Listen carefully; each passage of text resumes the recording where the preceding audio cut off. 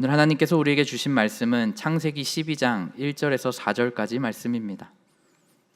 창세기 12장 1절에서 4절까지 말씀을 제가 받들어 읽도록 하겠습니다. 여호와께서 아브라함에게 이르시되 너는 너의 고향과 친척과 아버지의 집을 떠나 내가 내게 보여줄 땅으로 가라. 내가 너로 큰 민족을 이루고 내게 복을 주어 내 이름을 창대하게 하리니 너는 복이 될지라.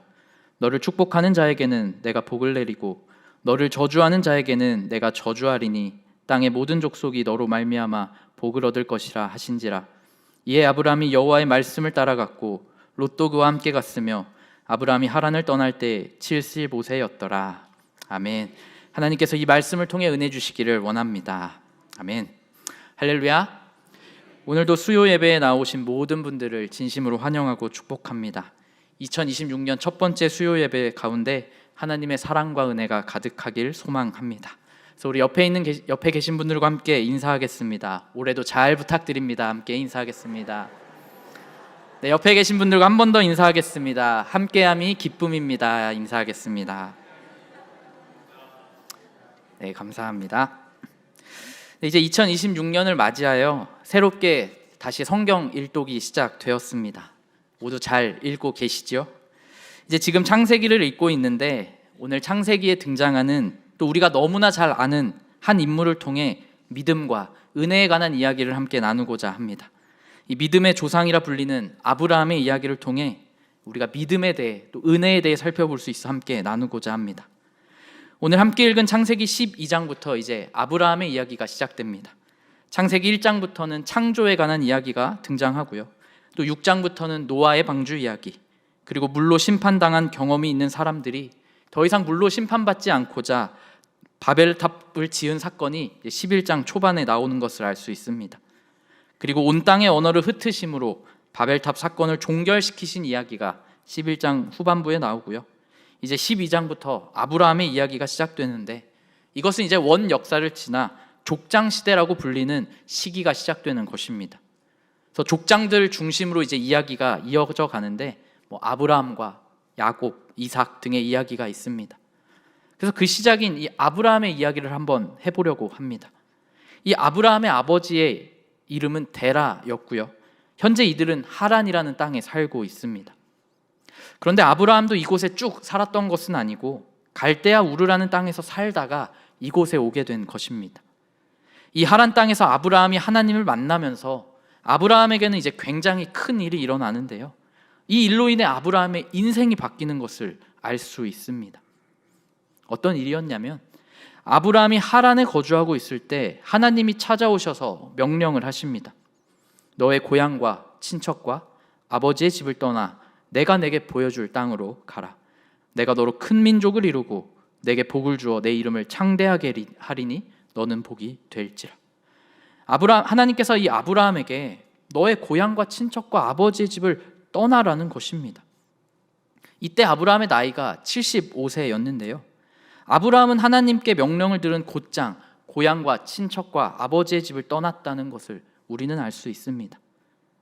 아브라함은 왜 떠나야 하는지, 어디로 가야 하는지 묻지 않습니다. 하나님의 명령대로 바로 순종합니다. 그런데 우리가 이 글을 그냥 텍스트로 읽기 때문에 그런가 보다 싶을 수 있지만 사실 이 일은 생각보다 너무나 어려운 일입니다. 왜냐하면 이 시대는 족장 시대였고요. 윤리와 도덕이 갖춰지지 않은 시대, 자리 잡지 않은 그런 시대였기 때문입니다.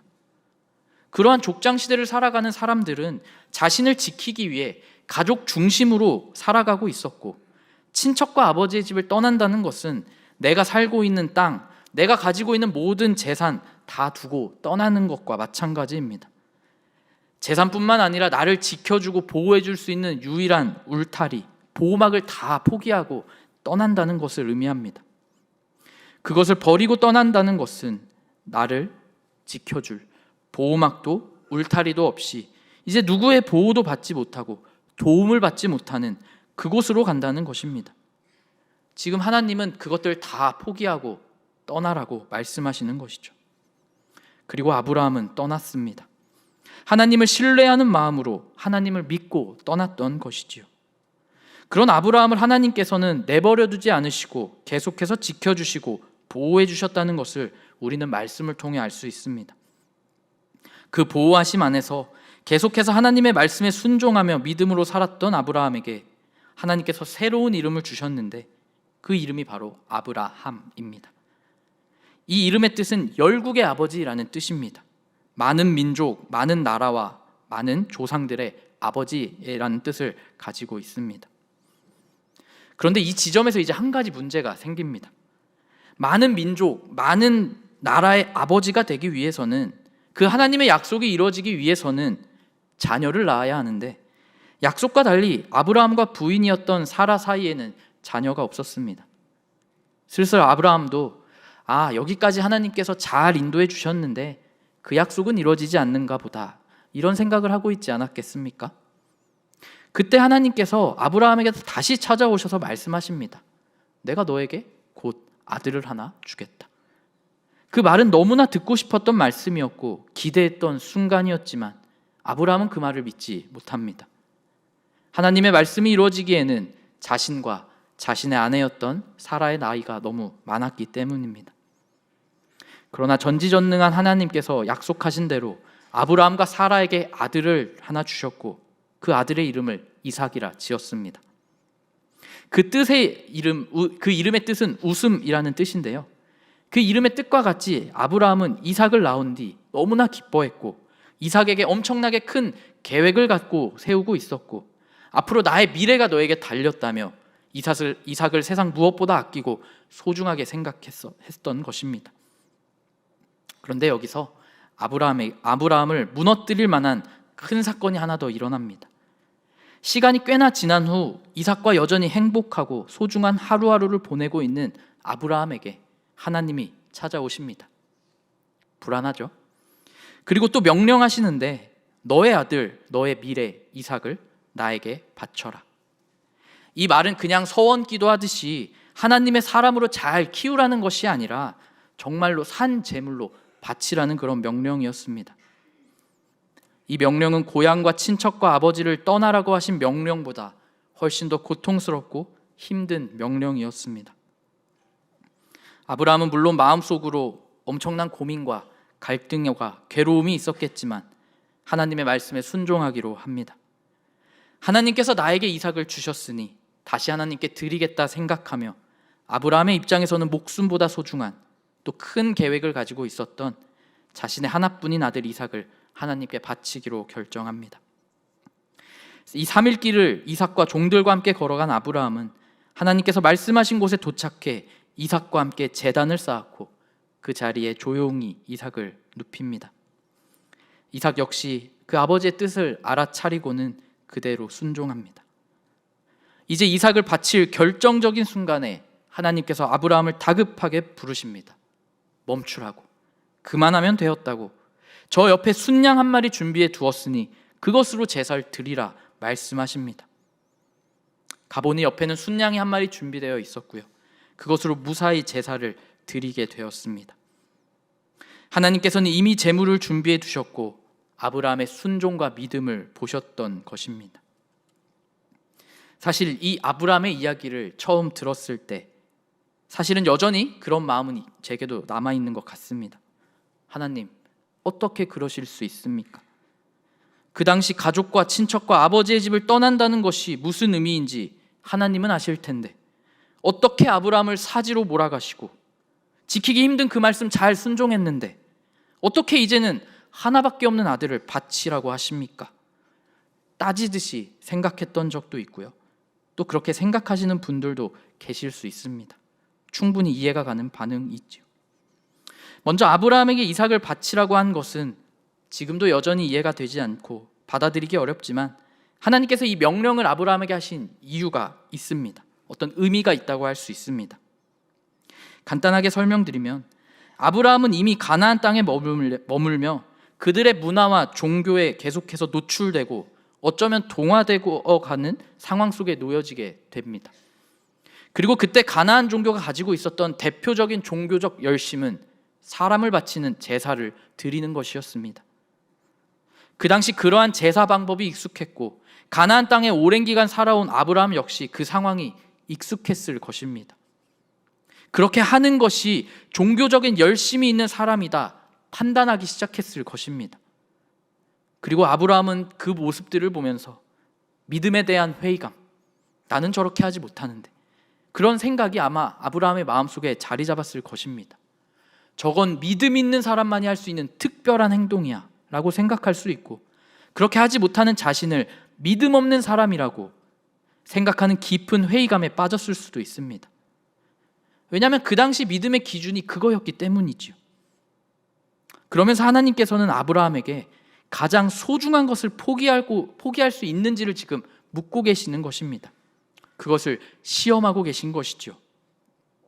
결국 아브라함은 많은 고민과 마음의 어려움이 있었겠지만 아무 말 하지 않고 하나님의 명령에 순종하려 하는 모습을 볼 수 있습니다. 하지만 이 본문을 조금 더 살펴보면요, 아브라함에게는 그렇게 할 어떤 믿음이 있었던 것 같기도 합니다. 히브리서 11장을 보면요, 아브라함이 이 모든 것을 믿음으로 순종했다고 기록하고 있고요, 심지어 아브라함과 이삭이 모리아 땅에 도착하여 산에 오르기 전에 종들을 그곳에 두고 아브라함과 이삭 단 둘이 가는데, 종들에게 기다리라고 하면서 아브라함이 우리가 다시 돌아오겠다 말하고 산으로 올라갑니다. 그러니까 아브라함에게 이 신약에 있는 부활 신앙이 있었는지 아니면 무엇인지는 정확하게 알 수 없지만 아브라함에게는 그 하나님을 향한 어떠한 믿음이 있었다는 것을 우리는 알 수 있습니다. 게다가 이 본문을 읽으면서 우리를 조금 더 힘들게 하는 포인트는 이삭이 굉장히 어린 아이라고 우리가 생각하기 때문도 있는데요, 사실 성경 원어로 보면 이미 이삭은 장성한 청년이었습니다. 게다가 아브라함은 이미 나이가 너무나 많은 그런 상황이었죠. 종도 다 산 아래 두고 그런 온 상황에서 사실 아브라함 혼자서 이 이삭을 강제로 어떻게 할 수 없는 그런 상황이었다는 것입니다. 그렇게 할 수 없었던 상황이었다는 것입니다.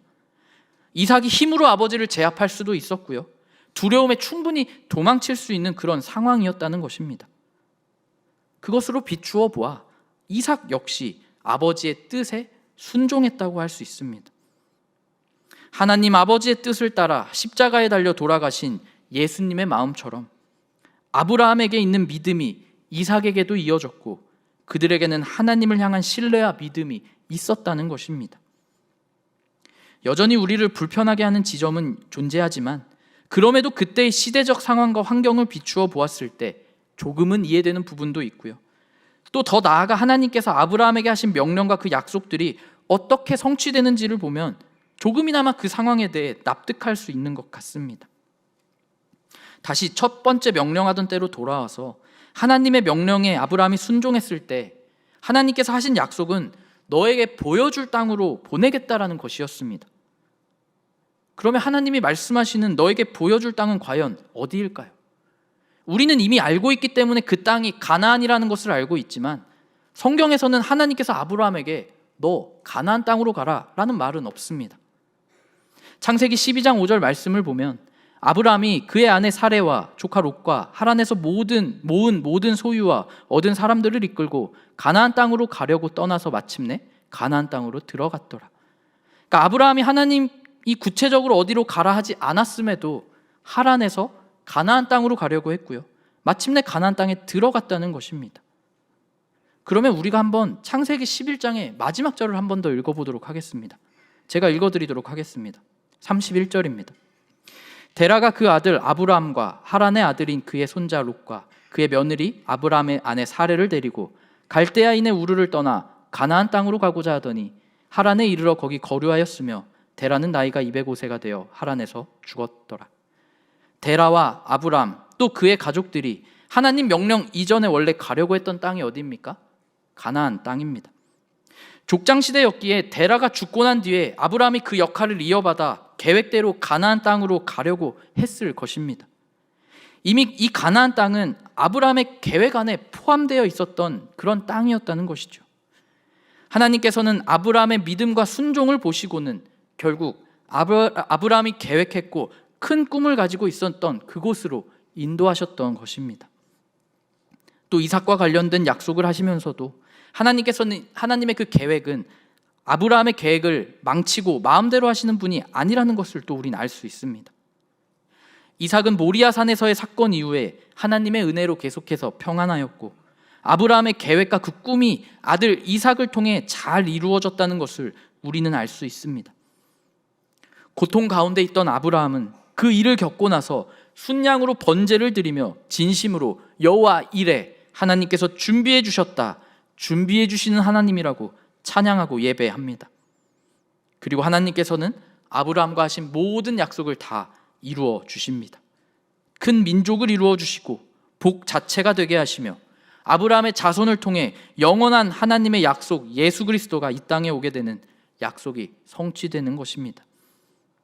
하나님께서 이 아브라함과 한 약속을 통해 우리는 하나님의 신실하심 우리는 알 수 있다는 것입니다.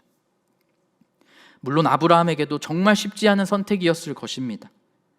하지만 아브라함은 믿음으로 하나님의 말씀에 순종했습니다.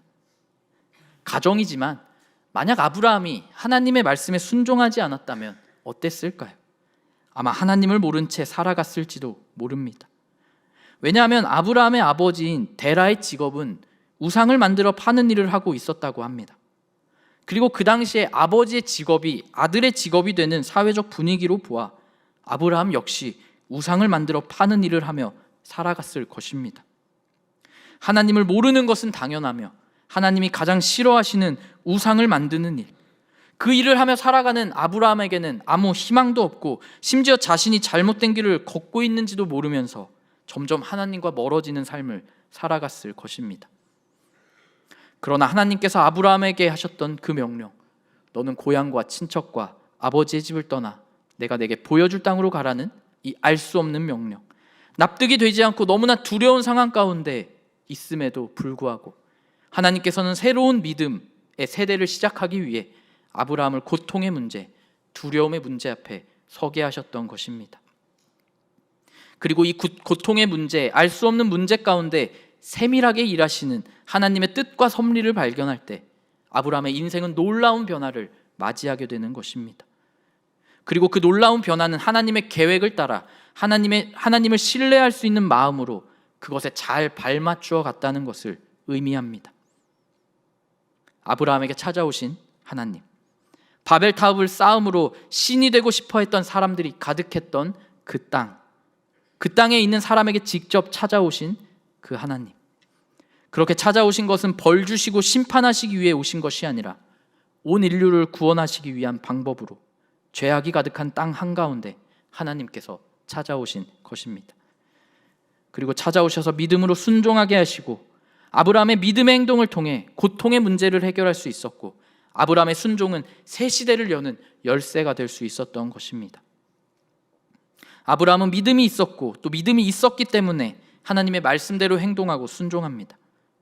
우리는 여기서 믿음의 열매가 무엇인지 알 수 있습니다. 하나님께서는 믿는 자에게 성령의 도우심이든 선물이든 아니면 의지를 주시든 의의 열매가 맺히게 하는 분이라는 것입니다. 그리고 그 믿음의 진정성은 우리 삶을 통해 입증되어야 합니다. 시대를 따라 시대에 맞게 하나님께서는 믿음 있는 자에게 순종을 요구하시는데 하나님을 신뢰하는 마음으로 순종하며 나아가는 저와 여러분이 되길 소망합니다. 그런데 여기서 한 가지 우리가 주의해야 할 것은요, 아브라함이 이렇게 할 수 있었던 것은 어떤 믿음이 있었기 때문인데 믿음이라는 것이 아브라함의 어떤 행동으로 주어진 것은 아니라는 것입니다. 하나님이 우상을 만드는 데라의 아들 아브라함을 택하신 것, 바벨탑 사건이 일어난 갈대아 우르에 살아가는 지극히 평범한 아브라함을 택하신 것은 아브라함이 무언가를 했거나 잘했기 때문이 아니라 전적인 하나님의 일방적인 선택이고 하나님의 선물이라고 할 수 있습니다. 하지만 머리로 알고 있는 것과 하나님을 믿고 하나님의 말씀대로 살아가는 것은 조금 구분할 필요가 있습니다. 그렇기 때문에 성경에서는 믿음은 하나님의 선물이고 하나님의 전적인 은혜임을 말하면서 동시에 믿음의 열매, 믿음의 결과에 대해서 강조하고 있고, 하나님을 믿는 믿음이 있다면 반드시 어떠한 열매로 드러나야 된다는 것을 강조하고 있는 것입니다. 다시 돌아와서 우리는 알 수 없는 이유이지만 하나님께서 선택하신 이 아브라함의 순종, 그 순종으로 드러난 믿음만 보시고 아브라함을 인도해 주십니다. 아브라함의 계획대로 그 길이 아브라함에게는 가장 최고의 길이었기 때문에 하나님은 그 걸음을 친히 인도해 주셨습니다. 누구든지 하나님을 믿고 의지하고 사랑하는 마음만 있다면 하나님께서 누구보다 그 길과 계획을 잘 인도해 주시는 분이라는 것을 오늘 말씀을 통해 우리는 알 수 있습니다. 우리는 삶 속에서 끊임없는 어떤 문제와 두려움 앞에 좌절할 때가 많이 있습니다. 하지만 하나님께서는 그러한 문제 가운데 우리를 내버려 두시는 분이 아닙니다. 문제보다 더 크신 하나님께서, 우리보다 우리를 더 잘 아시는 하나님께서 우리를 향한 하나님의 계획을 이루어 가시는 과정이라고 할 수 있습니다. 그리고 우리는 그 문제 앞에서 세밀하게 일하시는 하나님의 놀라운 계획을 발견할 필요가 있습니다. 우리가 하나님의 특성에 대해 설명할 때 무소부재라는 말을 사용합니다. 요즘에는 이제 하나님의 편재성이란 말을 많이 쓰긴 하는데요, 이 무소부재란 하나님께서 존재하지 않는 곳이 없다라는 뜻입니다. 그러니 하나님께서는 어디에나 계신다는 것을 강조하기 위해 사용되는 말입니다. 그런데 이 말은 단순히 장소만을 의미하지 않습니다. 여기에는 시간도 포함됩니다. 지금, 과거에도 계시고 미래에도 계시는 그 시간과 장소를 초월한 분이 하나님이라는 것을 설명합니다. 물론 시공간에 제한이 있는 우리 머리로서는 잘 이해가 가지 않지만 하나님은 시간과 공간을 초월해 모든 곳에 계시는 분이라는 것을 우리는 믿어야 합니다. 그렇기 때문에 하나님께서는 어디서나 언제나 우리와 함께 하시는 분임을 기억할 필요가 있습니다. 그런 하나님께서는 우리의 계획을 아시고 지금 이 순간에도 우리의 삶에 관여하시고 매 순간 디테일하게 우리를 돌보아 주신다는 것입니다. 그것을 성경 여기저기서 증언하고 있고 인류 역사를 통해 개인의 신앙을 통해 살펴볼 수 있습니다. 우리가 그렇게 많이 고백합니다. 돌아보니 은혜였다. 그렇게 말씀하시는 거는 내가 기쁜 일이 있었고 또 때로는 슬픈 일도 있었는데 그것들 다시 곰곰이 생각해 보니 다 하나님의 은혜였다, 하나님의 선물이었다라고 고백하는 것입니다. 그 고백은 나에게 좋은 일이 일어났을 때 그것 하나님께서 해주셨다는 감사함의 고백이고, 비록 지금 나에게 조금 슬프고 안 좋은 일이 있더라도 그 일을 겪는 당시에는 너무나 힘들었지만 하나님께서 어떤 계획을 가지고 계시고 결국 나를 최고의 길로 인도해 주실 것이라는 믿음, 또 실제로 돌아보니 그러했다는 고백이라고 할 수 있습니다. 물론 이 이야기에 동의하시는 분도 계시고 동의하기 어렵다는 분들도 계시는 것으로 알고 있습니다. 어쩌면 기쁜 일이 있을 때 하나님께 감사함을 표현하는 것, 그거 그런대로 할 수 있습니다. 당연합니다. 그런데 슬픈 일이 있는데 그것도 하나님이 하셨고 나를 최고의 길로 인도해 주시기 위함임을 믿습니다라고 말하는 것은 조금 이해가 가지 않는 부분이기도 합니다. 그러나 정말 중요한 것은 그 고백이, 그 믿음이 기독교가 가지고 있는 너무나 큰 힘이라고 생각합니다. 그 모든 것을 다 하나님과 연결지어 생각할 수 있는 믿음, 그 믿음이 없다면 결코 그런 고백이 나올 수도 없습니다. 그러한 믿음과 고백이 없을 때에는 정말 힘든 일이 있을 때 그저 좌절하고 아무것도 할 수 있는 게 없어 답답함으로 더 이상 회복될 힘도 없는데, 그 모든 것을 하나님과 연결지어 이유를 찾고 납득함으로 극복하여 이겨내는 것, 그것을 가능하게 하는 것이 바로 믿음, 기독교의 힘이라고 생각합니다. 하나님이 내 삶에 매 순간 관여하고 있다고 느껴지지 않으면, 하나님이 나와 동행하고 있다는 것이 느껴지지 않는다면 그런 고백은 나올 수 없기 때문입니다. 그러기 위해서 하나님께서는 매 순간 나의 삶을 관여하시며 나와 동행하고 계시다는 것을 느끼는 것이 너무나 중요합니다. 그러기 위해서 저는 예배가 너무 소중하고요, 또 우리 교회 공동체가 너무 소중하다고 생각합니다. 혼자서 말씀 읽고 기도하는 것 너무 중요하지만 그것만으로든 흔들리기 쉽기 때문입니다.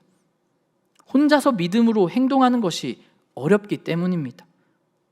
그래서 이 성경이라는 것이 교회 공동체를 위해 주어진 것처럼 교회 공동체 안에서 함께 말씀을 읽고 나누고 해석되어질 때 말씀 안에서 하나님을 느낄 수 있고, 혼자서는 흔들리기 쉽다는 것을 잘 아시는 하나님께서 좋은 공동체를 선물로 주셨다고 생각합니다. 그래서 저는 우리 염산교회 공동체가 서로에게 평안함을 주는 공동체, 서로가 하나님께서 허락하신 선물이라는 것을 알고 서로에게 위로가 되어주는 그런 귀한 신앙 공동체가 되기를 소망합니다. 그랬을 때 모든 삶의 어떠한 상황 가운데서도 하나님께서 나와 함께 하신다는 고백이 나오고 그것으로 인해 삶의 여러 문제들을 조금이나마 이겨낼 수 있을 것입니다. 그런 염산의 모든 성도들 되시기를 소망합니다. 사랑하는 성도 여러분, 작년 한 해를 어떻게 보내셨는지요? 어떤 분들은 원하시는 것들을 잘 이루시고 또 뜻하신 대로 잘 진행되신 분들도 있으실 것입니다. 또 어떤 분들은 원하시는 것을 이루기 위해 준비하고 또 발판을 다지는 시간을 가지신 분들도 계실 것입니다.